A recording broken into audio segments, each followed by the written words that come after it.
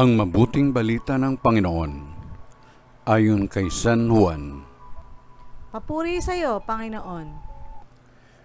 Noong panahong iyon, sinabi ni Jesus, "Tandaan ninyo ito, ang pumapasok sa kulungan ng mga tupa nang hindi sa pinto nagdaraan ay magnanakaw at tulisan. Ngunit ang nagdaraan sa pintuan ay siyang pastol ng mga tupa. Pinapapasok siya ng bantay pinto at pinakikinggan ng mga tupa ang kanyang tinig.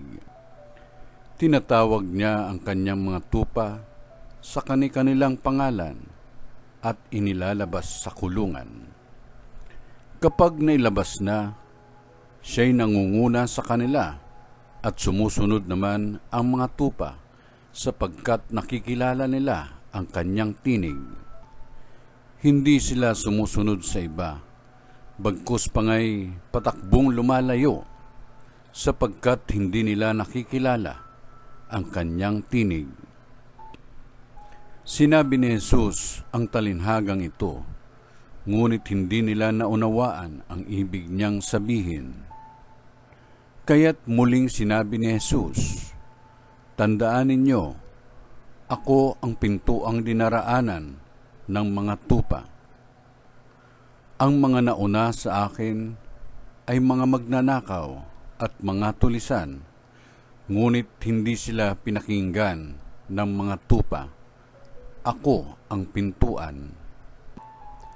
Ang sinumang pumapasok sa pamamagitan ko'y maliligtas. Papasok siya't lalabas at makatatagpo ng pastulan.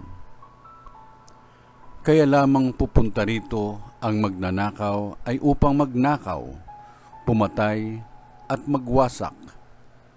Naparito ako upang ang mga tupay magkaroon ng buhay, isang buhay na ganap at kasiyasiya."